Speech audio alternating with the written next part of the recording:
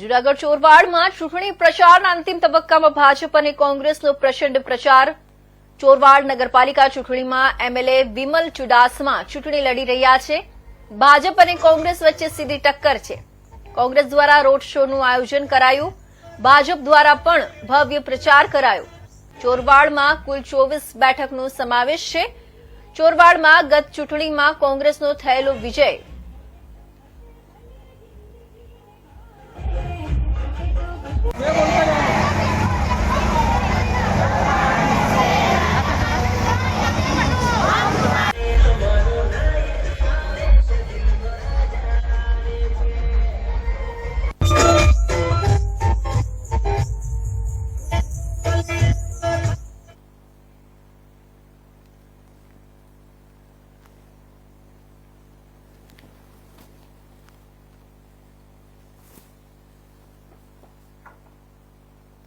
તો વાત કરીએ